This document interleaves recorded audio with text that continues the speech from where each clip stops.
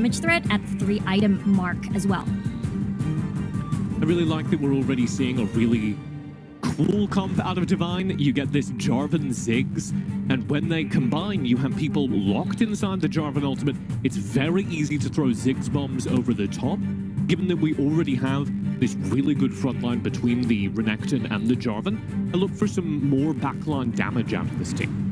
Exactly. I was expecting it to be a Jarvan for jungle, but locking in this Kha'Zix, meaning that it's going to go towards topside, and Coyote is going to be in the mid lane, meaning we're not going to be seeing a traditional AD carry setup.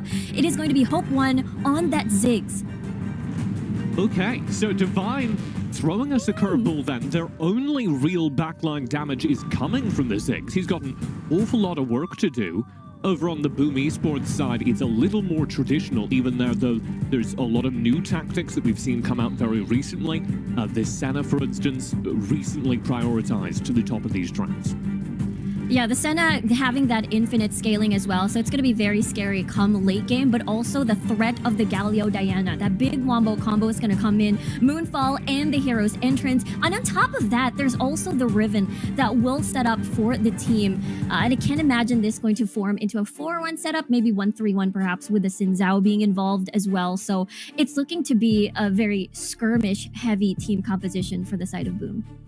And looking at these two compositions, I'm actually kind of liking Boom's draft a little bit more. I think the amount of damage that Divine are bringing to the table is frankly a little lackluster. Yeah, I have to agree with you there. I mean, there is a lot of, layering of CC involved and a lot of explosive damage as well. And the fact that there's two semi-global ults involved with the Senna ult and as well as the hero's entrance. So they can make map plays and as well as punish, perhaps, Divine Esports when they create opportunities in a different lane. And that's worrying to me, because Divine are the team that we said needs to be able to control the map. And if they've only got a few sources of damage, that's going to drive them towards taking team fights. They can't take those skirmishes as easily. And looking over at the Boom Esports side, the team we said needed to split up the game, make it chaotic, make it messy, they've brought the tools to do exactly that to the Rift. Yeah, I fully agree with you there. It's going to be very exciting. That means Divine Esports has to be hesitant when they do dives, or else they might get punished. Even jungle invades as well. So we'll see if Divine adjusts or not. Here is your final look at those rosters as everything does get slotted into position. Our highlight matchup there is, as we predicted, Len bringing the Kha'Zix to bear against Schalke's Lee Sin. Yeah, it is going to be a Lee Sin. Very strong, level 3. It synergizes well with the Riven and as well as possible fights in the Rift Scuttler. So maybe playing around topside, unless they want to set something up with the Galio because of that taunt, big CC lock, big root from the Senna as well. They can get first blood possibly in the dual lane. It's pretty hard with a Ziggs and a Braum, but it could be possible. Here we go. Game number 1. Our very first match of the SEA Championship. As we kick off the Ultimate Wild Rift Tournament. Can I say that, Riku? Do we get fired if I say that? I don't think so. I think you're fine. Yeah, I know some NA fans that are going to get in my DMs, but, you should play in a better region. That's all I'm saying. I did get word during that conversation that it is, in fact, a visual bug that happened during our last screen, and it was a Xin Zhao, as we expected, in that jungle position. Still, a little bit of a similar, I guess, so strong level 3 as well. Rift Scuttler fights will be expected. I can imagine that Quay is going to be fine. But he is definitely going to get poked out, especially with the Senna, just trying to and land all these autos. But of course, Hope 1 is going to return the favor with a lot of pokes as well. But good news for Owens, they do have some sort of form of sustain from the Senna, so it's still pretty okay. Yeah, this bottom lane is a late one for Boom. They want to use this Senna as mid to late game insurance. You don't expect the Senna to be doing anything on the map for a while. But that's okay, because this draft is frankly really good at how it diversifies their power spots. Exactly. It feels like a linear slope upwards. So for now, they're going to be relying on Schalke here on the Xin Zhao, and as well as Tufts over here, and Fly Arthur again and Gov to again, layer their CCs, especially come the dragon fights. And I can imagine it's going to be very important, especially if, the first dragon's going to be in front. They sort of need all of that front line to engage in front of Hope 1 in order to get those team fights going their way. I have to agree with you there. They really need Coyote for that setup. And so far, it hasn't been panning out too well just because of the priority coming from Fly Arthur. Let's also give Len his due, though. Len, one of the most dominant junglers in Vietnam, a very, very highly contested region. Talk to me about what you expect Len to do, not only in this tournament, but in this specific game. Yeah, most likely Len is going to try and focus his efforts either in the mid lane, just because that setup is there. There's the CC, there's the flag and drag, and they'll be able to try and eliminate Fly Arthur, considering that, again, a Diana, usually always all in, but no way out, going to be relying on summoner spells. So I can imagine Len is going to try to relieve pressure eventually. Also topside, especially if you want to unlock time X here on the Renekton, because there's also that snowball potential and can be that answer towards Boom Esports whenever they want to do a 1-3-1. We're back into game, and we've got a pretty quiet early game, Riku. Everything's been kind of how Divine would like it. They don't want anything to happen until this Ziggs comes online. When should we be talking about that?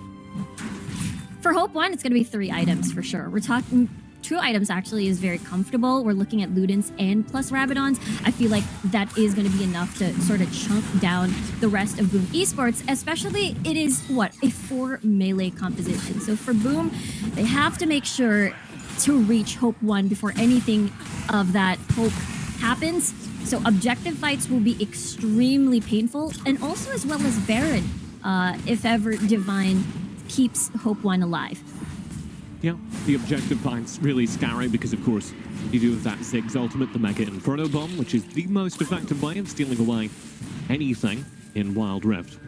Right now, there's a dive happening up on the top side as Len commits behind the turret, and it doesn't seem to have found much. Did burn a flash from Fly Arthur, and Len is completely caught out as a result. His engage just gets dodged, and it's Divine Esports who give up first blood in this game 1.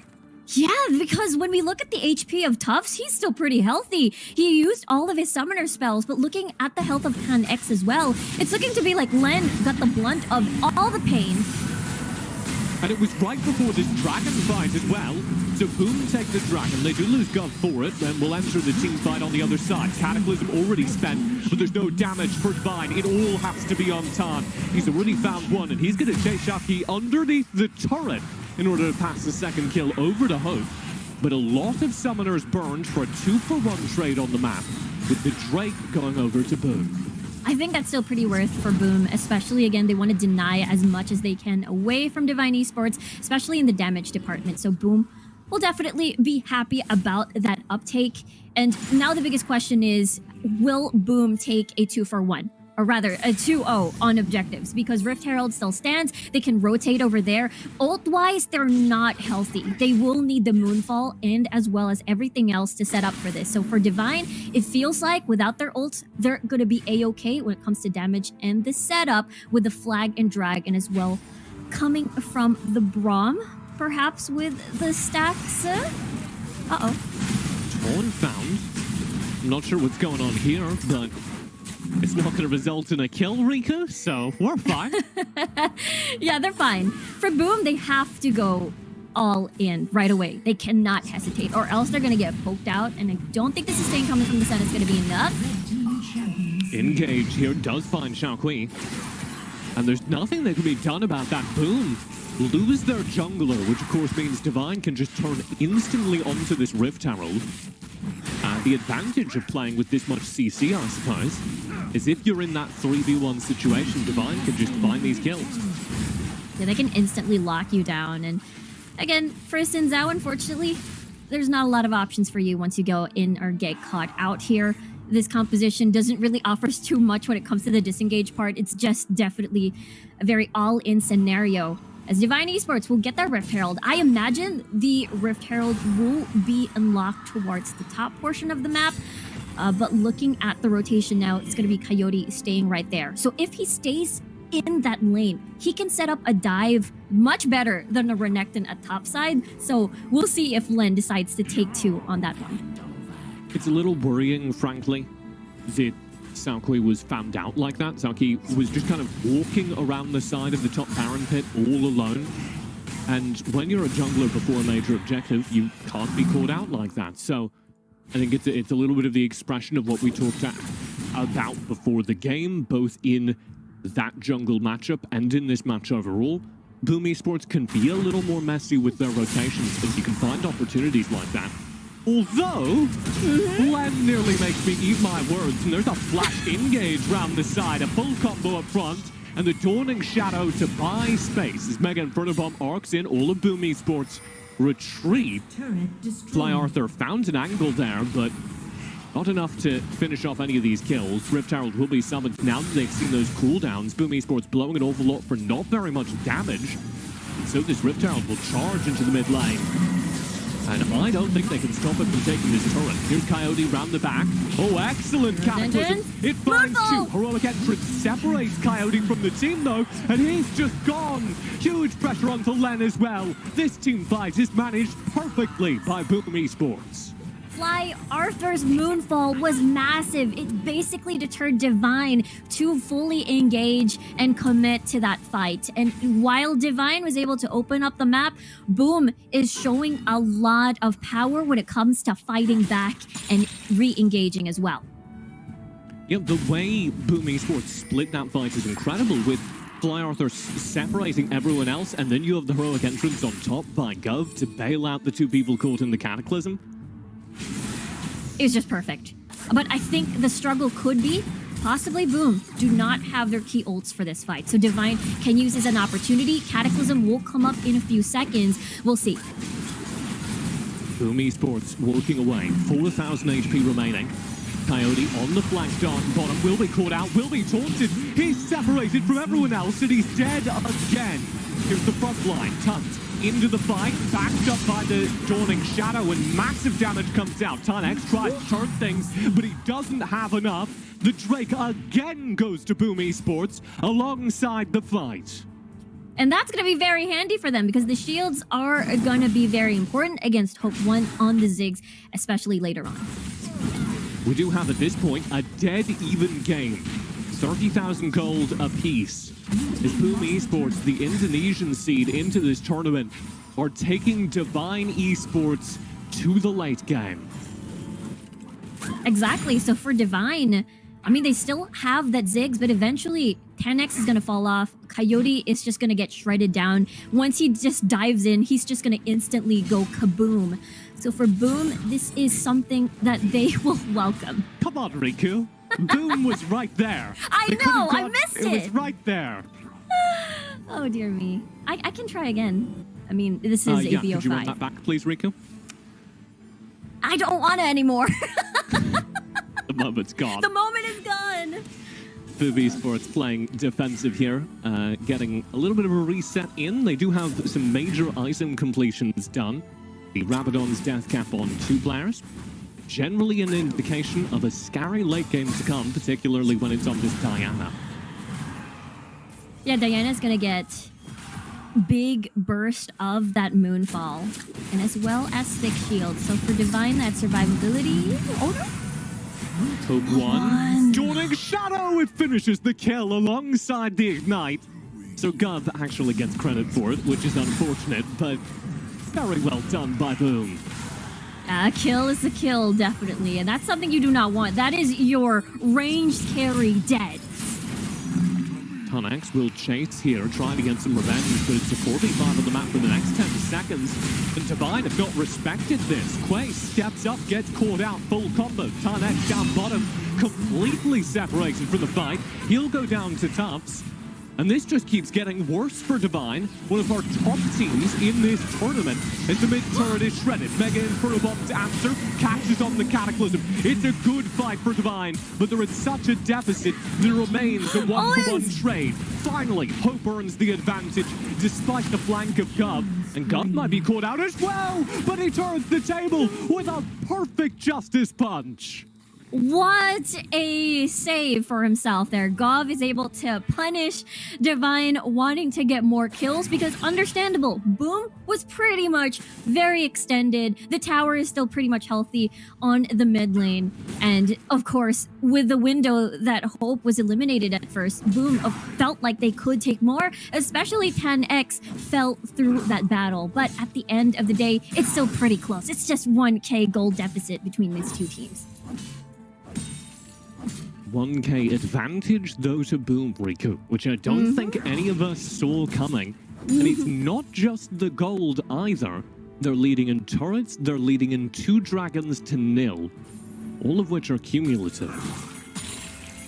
Yeah, we talked about this. Their composition is just so good at punishing these mispositioning very hard. And we've seen that time and time again. This positioning called out. Mega Inferno Bomb does go in behind the Cataclysm, and Boom Esports will lose out on this fight by 2 players. A flank attempt does come in. Tuft flying in on the ribbon. Instantly knocked up. Disengaged, cancelled. A desperate dive from Fly Arthur. This is just 1v3 after 1v3, and Fly Arthur's goes no different. Divine Esports take 4 kills and wipe Boom off the map. Yeah, that domino effect, they came in 1 by 1, and that's exactly what Divine Esports want you to do. And now they have a free Baron. They're able to accelerate all the tower takes and catch up. And everybody's so low, everybody's going to be worried. I don't think anyone's going to die, but everyone gets a Baron buff. Full reset for Divine, Baron buff in hand, and that gold lead we were just praising. Riku, it went Boom. Yeah, it went Boom in just a few seconds, and it looked really good, but Divine Esports know that. Talked about this, Ludens and as well as the Rabadons, and it feels like this is the time where Divine can be a little bit more confident in engaging, as long as Hope is going to be with them. And now for Boom, they have to play defense on this one. They do have a great amount of wave clear coming from Fly Arthur and as well as Gov as well. So I don't think it's going to be all too bad. A little bit of a scary skirmish in mid. At this point, Owens is coming online. He'll be getting there. But we have a window for the next couple of moments where Hope 1 is doing more damage than anyone else in this game. That's absolutely true, especially in the sieging part of things. Time in from Tuft, interrupted by a very good satchel charge. Quay eating the damage. Here's a deep interrupt. Mega Inferno Bomb as the follow-up shuts down Owens. Coyote split this fight. Fly Arthur tries to find the turret, and he's got the over-the-top entrance, but none of it makes a difference. Fly Arthur, the last player alive, as Hope 1 cleans up the fight, and they're going to press in 30 seconds on the timers. Ziggs breaking down the Nexus turrets. This is going to be Divine Esports taking game number 1 over Boom. And Hope 1 just hammered in all the bombs in against Boom, and they had nobody to reach him.